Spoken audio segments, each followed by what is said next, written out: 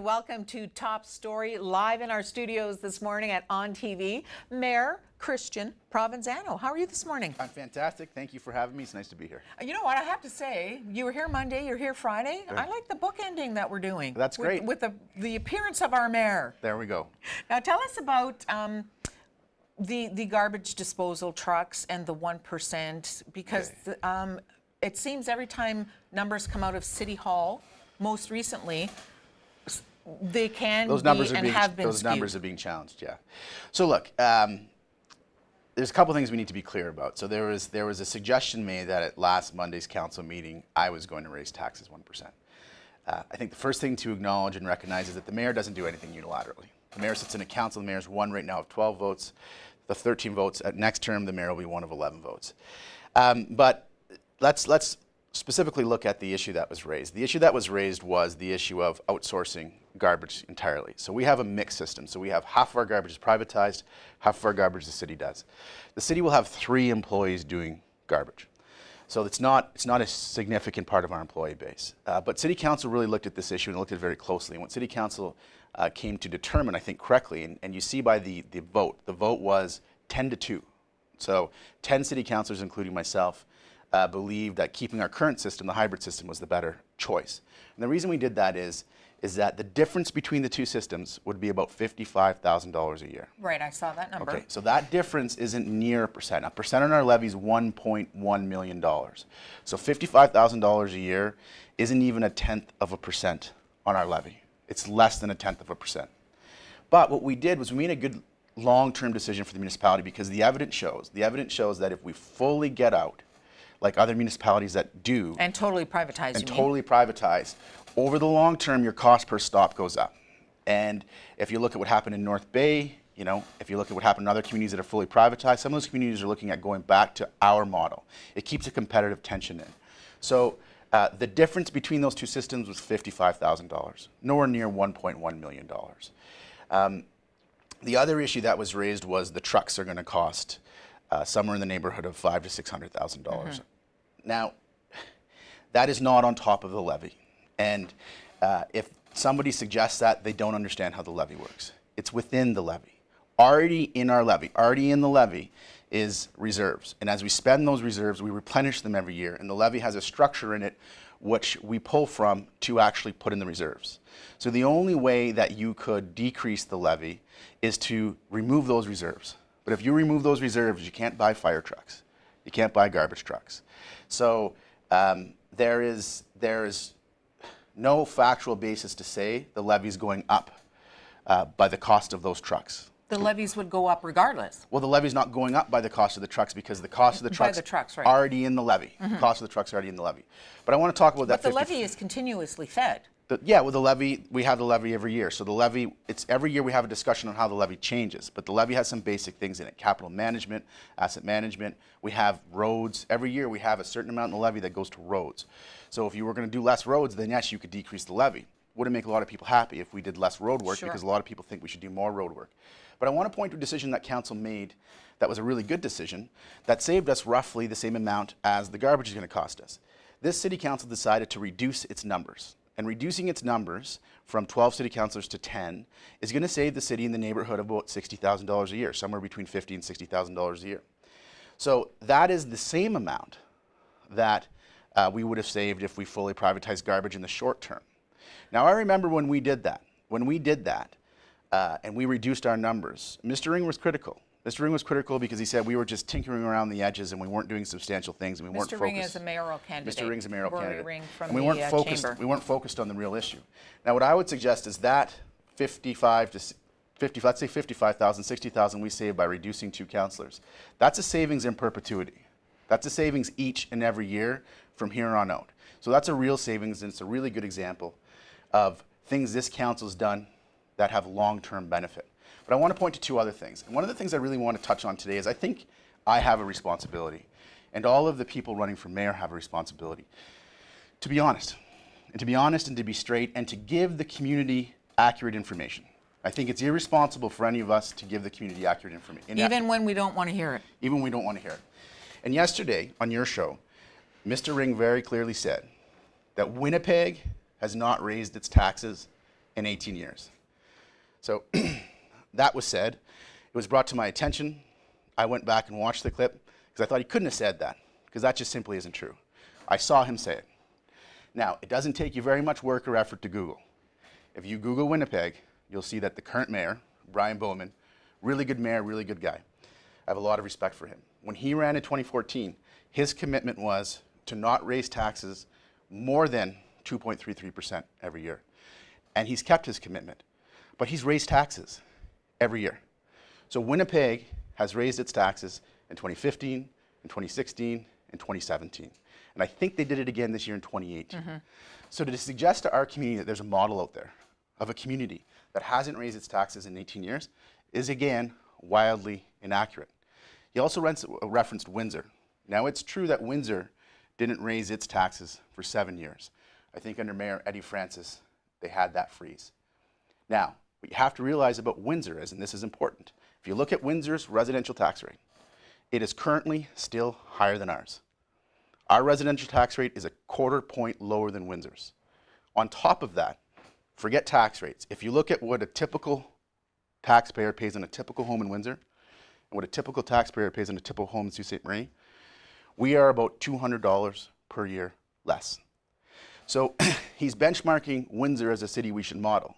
And if you use two benchmarks, tax rates, or you use a second benchmark, cost of your typical taxes on a typical house, we're lower in both respects. So we can't suggest to our community that Winnipeg and Windsor are cities that we should be modeling because they're doing something that's working that we're not doing. That's incorrect. And it is uncategorically incorrect to come in here and say to you that Winnipeg hasn't raised its taxes in 18 years. It has raised its taxes.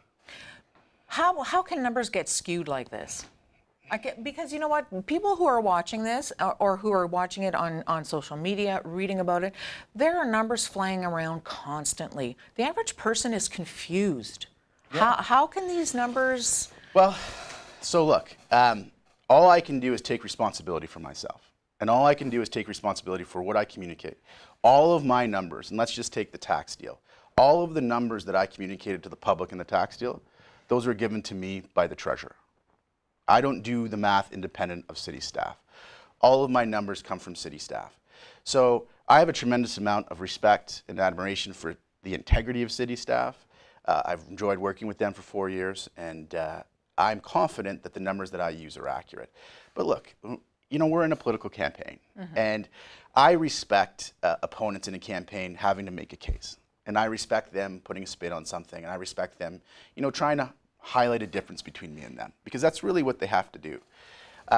But I don't believe that somebody has to misrepresent facts and numbers to do that. So I want to be clear to the general public that, you got to be diligent in looking at what people are saying, and you got to be diligent in testing out the numbers they're giving you. I'll always take responsibility for what I say and the representations that I make. I can't take responsibility for the representations that someone else makes. But we have a few concrete examples of Mr. Ring saying things that aren't factual. The Winnipeg example isn't factual. Sending out a press release saying the mayor's raising taxes tonight by 1%, 1.1 million, it objectively isn't factual. So this is the state of politics now, though, right? And with social media, people take a lot of license, and then stories get out there, and stories are perpetuated. So I think during this time, and especially during this time, political leaders and people that aspire to political leaders have a more significant responsibility to be straight. You can play politics, you can make your case, you can try and win. It's a competition, it's a race. But when you do that, let's be honest with people, and let's not say things that aren't true. One of the other huge campaign issues from your opponents, and I think probably in a lot of situations in different municipalities, is job growth. And here in Sault Ste. Marie specifically, keeping our young kids here to work here. Yeah, that is a significant issue. But look, we have a second issue in Sault Ste. Marie. So you want job growth, you're talking about opportunity. People need opportunity. They need economic opportunity. They need social opportunity. And I'm right there with you. But one of the things that I've been dealing with this term, and I've spoken a lot about and written a lot about, is I have employers coming to me saying we can't find people. So that's a disconcerting situation where you have young people out migrating, or young people that are unemployed, and you have employers saying, I can't find people. They can't find them because they're not here or they're not qualified? Well, it's Or yeah, both? it's both. Certain positions they can't find here, and then sometimes certain positions they're not finding a qualified candidate. But we have a huge demand coming at Algoma Steel. We have a number of jobs that are going to be available there. We have some growth in our ICT sector. We have people, companies that are looking for people with ICT skills. I went out to meet with the good folks at JD Aero, and they have a tremendous business out there at the airport doing aircraft maintenance. And they told me they could employ year over year 50 new people every year. So I want to say to the youth in our community, what we need to do is we need to sort out where the opportunities are in our community and make sure that the college and the university are giving them the educational opportunities to meet the employment opportunities. So there's a great opportunity at JD Aero. So all the kids here in high school, all the kids here in college and university, if you have some interest in aircraft, if you have some interest in using your hands and working with mechanics and maintenance, there's opportunity out there. And they're good paying jobs, and that company is growing. And that company had told me, look, we don't have an issue with producing jobs. We'll produce jobs for you. We'll produce 15 jobs a year, year over year for a number of years, if you can show us where the employee base is. So what's a big part of our problem is labor force development. And it's something the city is focused on, it's something the EDC is focused on, and it's something that we're working on together. We have to make sure that the pipeline is matching the demand. And the EDC numbers have been awesome. Well, we've had a good few months in our data and our stats, and I just sent out a press release about this. Things are turning the corner. Like we've had a challenging few years. I believed when I ran for mayor that it was going to be a challenging few years. I didn't anticipate the depth of the challenge. I didn't anticipate Algoma going into such a laborious and long CCA process. I didn't realize oil prices were going to drop and Tenaris was going to essentially shut down and put 500 people out of work for a period of time. But we've come through that, and we've come through the instability too and the anxiety at the OLG. We've got commitments from the OLG on its employee base here. So I see the corner. I know that there is a significant light at the end of that tunnel, and I know that we're going to have a number of really good years here in the community. What we have to do is we have to rise to it, and we have to make sure that the opportunity that's going to be created is met both by the people that live here, and if we can't satisfy the job demand from the people that live here, we have to be an attractive community so that people will migrate here to satisfy that job demand. Absolutely awesome points. Thank you so much. Thank you for We'll having be me. watching the campaign as usual very closely. I will be actively engaged in the campaign. And as you talk about transparency, we'll call on you for that as well. Okay. Thank you so much, Christian. Thank you very much. We'll be back with more Top Story right after this.